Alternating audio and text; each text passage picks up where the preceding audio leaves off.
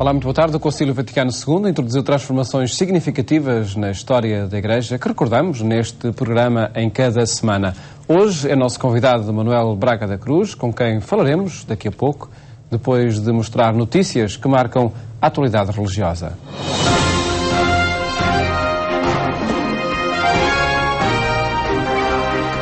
O Papa Francisco propôs e a resposta das comunidades foi massiva.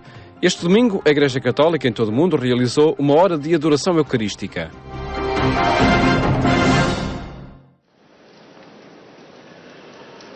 Numa cerimónia que teve o seu centro na Basílica de São Pedro, sob o lema Um só Senhor, uma só fé, foram lembradas as vítimas da guerra, do tráfico de seres humanos, da droga e do trabalho escravo.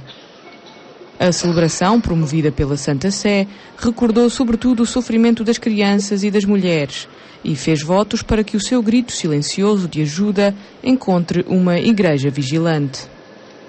Antes desta celebração, pela manhã, no final da oração do Ângelus, que teve lugar na Praça de São Pedro, o Papa lamentou o conflito que se arrasta há mais de 2 anos na Síria e afeta especialmente a população desarmada que aspira a uma paz na justiça e na compreensão. Questa tormentata situazione di guerra porta con sé tragiche conseguenze: morte, distruzione, ingenti danni economici e ambientali, come anche la piaga dei sequestri di persone. Nel deplorare questi fatti desidero assicurare la mia preghiera e la mia solidarietà per le persone rapite e per i loro familiari e faccio appello all'umanità dei sequestratori affinché liberino le vittime. No dia em que grande parte do mundo católico assinalou o Corpo de Deus, que no calendário litúrgico calhou na passada quinta-feira, mas que por comodidade é passado para o domingo seguinte, o Papa dedicou a sua reflexão catequética à passagem do Evangelho que narra a multiplicação dos pães. Pater, et Filius, et Spiritus Sancto. Amém.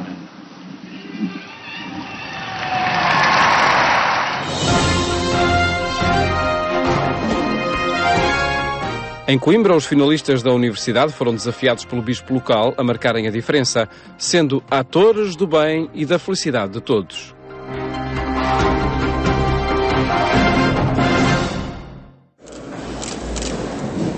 A bênção dos finalistas coincidia com o dia da Diocese de Coimbra. Os estudantes constituem uma parte importante e numerosa dos diocesanos e Dom Virgílio exortou-os para a importância de saber conjugar a ciência com a fé. Na vida que eles vão enfrentar, como na vida toda do ser humano, é muito importante a preparação científica, a preparação académica, é muito importante o saber que se aprende na escola e nos bancos da universidade, mas é também muitíssimo importante, porventura mais importante, a sabedoria de vida e a capacidade que eles hão de ter, movidos pela fé, foi o apelo que lhes fiz, movidos pela fé em Jesus Cristo, que a maioria destes alunos, estudantes, acabam por ter, porque tiveram uma iniciação, movidos pela fé, eles sejam capazes de aceder à sabedoria de Deus. Este momento é sempre o culminar de um ano de trabalho desenvolvido pela Pastoral Universitária. Penso que há muitos estudantes que vivem esta bênção das pastas de uma forma muito séria e muito profunda. Antes de mais, com a gratidão pelo percurso feito, pela presença dos familiares, pela presença dos professores, todos aqueles que contribuíram para a sua formação, e também com esta consciência de que Deus está presente. Muitos que colaboraram na organização da bênção das pastas puderam dizer o que sentiam sobre a bênção das pastas e referiram muito a presença de Deus nas suas vidas. Assegurado por movimentos católicos, congregações religiosas e serviços da Diocese, a Pastoral Universitária apresenta-se no meio académico como um espaço de partilha e diálogo onde a proposta cristã é sugerida. A reação tem sido positiva e crescente.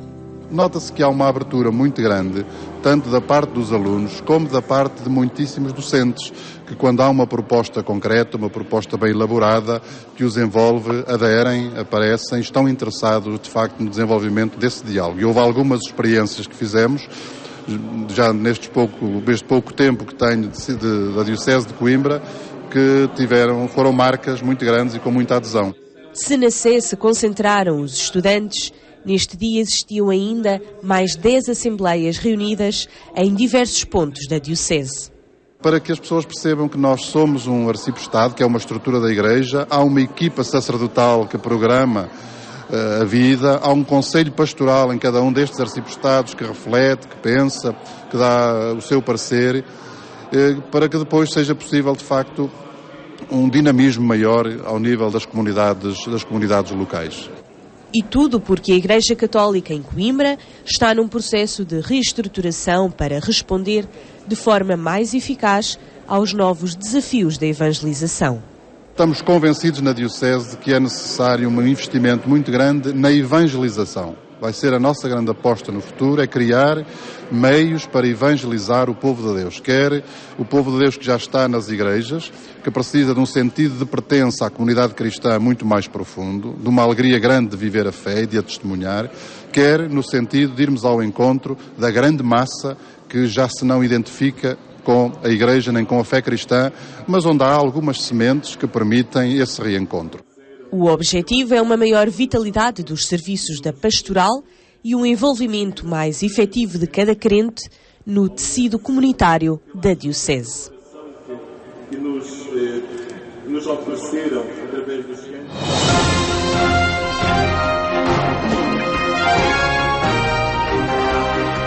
A apreensão quanto ao futuro profissional é o sentimento de muitos finalistas. Apesar disso, o momento é de satisfação pela conclusão de um curso superior.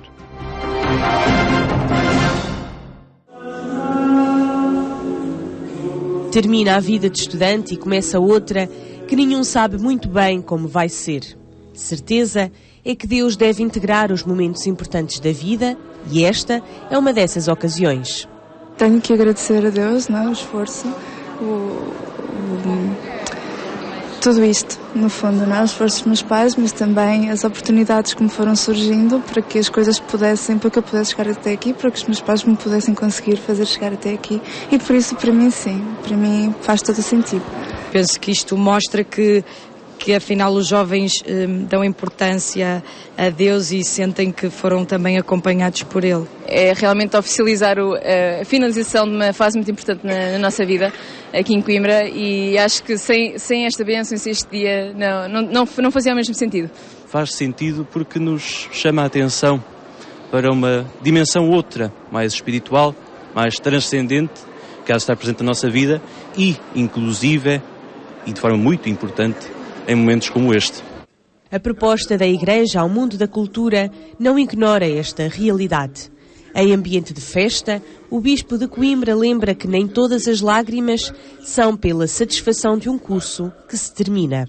Hoje é um dia de festa, mas há aqui muitos dramas por detrás que as pessoas sentem e estas lágrimas que nós vemos hoje em muitos estudantes são de saudade, são de alegria, mas também são em muitos casos de pensar a realidade futura que se avizinha e para a qual não têm uma solução evidente. Mesmo sendo a grande porta de entrada no mercado de trabalho, a conquista de um diploma não resolve tudo. O atual contexto laboral é mais gerador de apreensão do que de certezas quanto ao futuro. Uma grande apreensão, confesso, mas acho que temos que enfrentar os nossos desafios e os nossos problemas e acho que também iremos enfrentar este desafio da melhor forma. Vamos ter esperança e, como também já dissemos na Eucaristia, vamos ter esperança que Deus também nos ajude e, tal como até aqui, nos siga sempre. É difícil, mas está difícil para todos. E eu acho que nós não devemos desistir. Mesmo por mais difícil que pareça, nós não devemos desistir. E então vamos levando um dia de cada vez e vamos tentando lutar ao máximo por aquilo que nós queremos. No entanto, e como eu faço sempre questão de dizer, nós chegamos até aqui, trabalhámos bastante para isso, continuaremos a trabalhar e, apesar de tudo, apesar de o futuro se pintar com nuvens negras e o sol estar um pouco obnubilado, não ser muito visível, creio que ainda assim teremos de cultivar sempre alguma esperança e crer que as coisas irão melhorar, até porque nós, estou ciente disso, fazemos parte, somos uma parte importante da força coletiva que há de contribuir para essa mudança. Uma geração portadora de conhecimentos, chamada a ser obreira e construtora desta sociedade portuguesa. Dom Virgílio Antunes desafiava os novos finalistas a não se resignarem perante as dificuldades e a não prolongarem aquelas situações que agora criticam. Só assim se serve o bem e a felicidade de todos.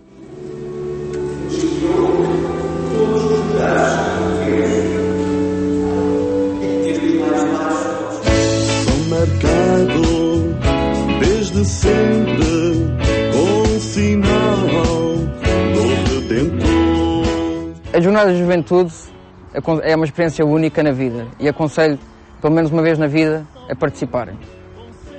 A nível de fé, a nível espiritual, de reflexão, de debate, a nível lúdico também.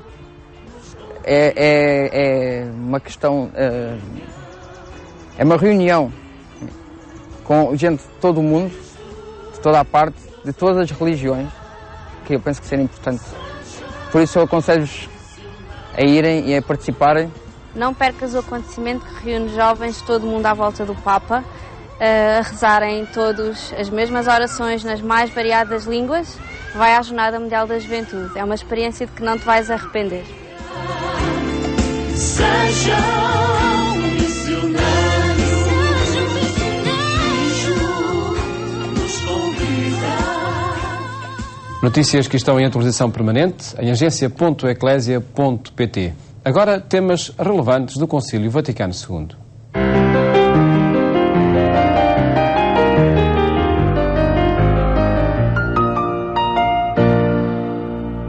E é nosso convidado Manuel Braga da Cruz. Cumprimento. Muito obrigado, Sr. Professor, por estar neste programa.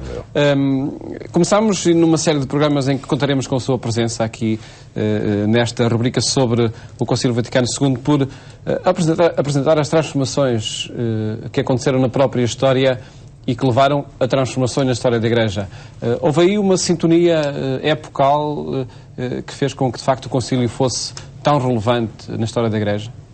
O Papa João XXIII, quando convocou o Concílio, justificou pela existência de uma grave crise moral na sociedade.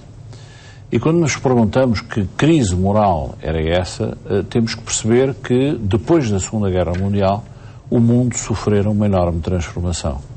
O mundo, até à Segunda Guerra Mundial, era um mundo eurocêntrico, era um mundo centrado na Europa. Com a Segunda Guerra Mundial, o centro do mundo deslocou-se para os blocos que se formaram. Por um lado, os Estados Unidos, por outro lado, o Bloco de Leste, e, ao mesmo tempo, assistiu-se à emergência de um novo mundo, chamado Terceiro Mundo. Os impérios coloniais desfizeram-se, acederam à independência inúmeras novas nações, sobretudo nações que se juntaram na famosa Conferência de Bandung e deram origem àquilo que se chamou o Terceiro Mundo.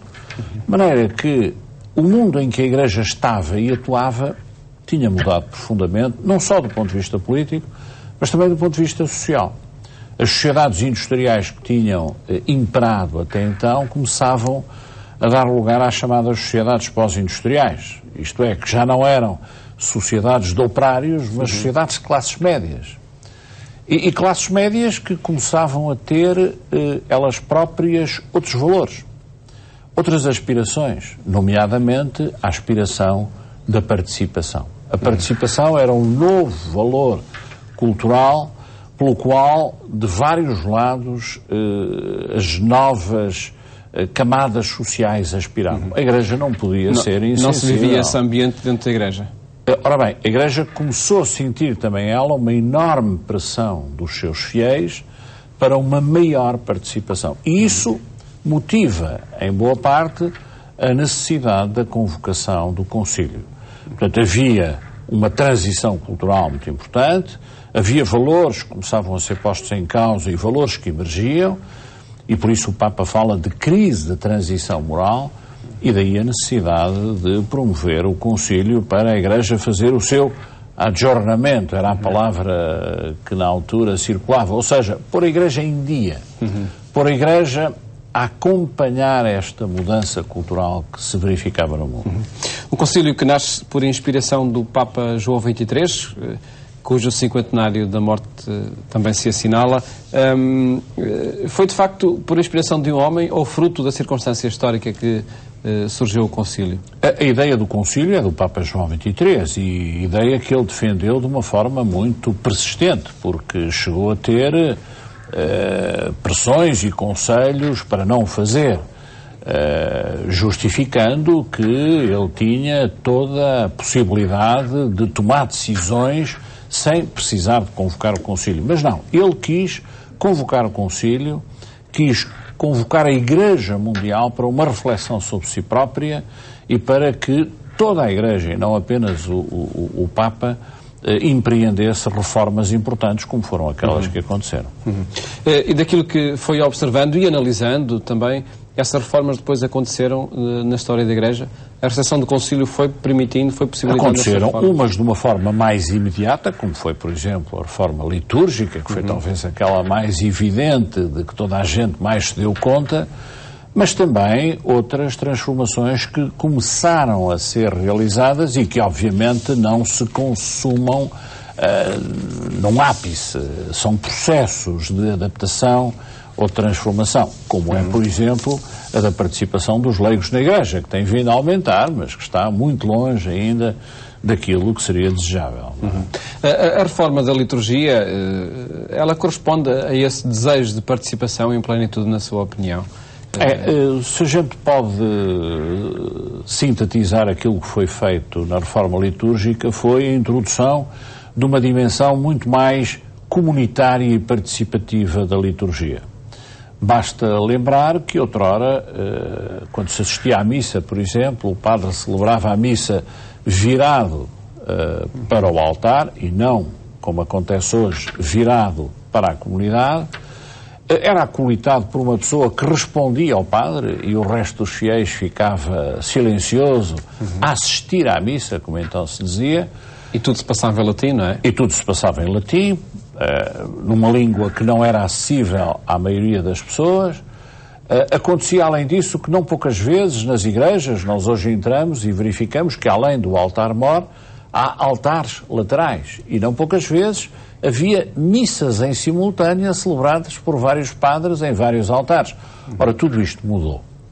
Desde logo, a utilização da língua vernácula, de maneira a que, sobretudo, as leituras pudessem passar a ser entendidas por todos, uma muito maior participação, a comunidade responde ao padre e participa na cerimónia, o padre voltado para a comunidade, a concelebração, o padre a celebrar não sozinho, mas a celebrar com muitos outros padres, a própria música. Outrora, o único instrumento musical que nós ouvíamos nas igrejas era o órgão.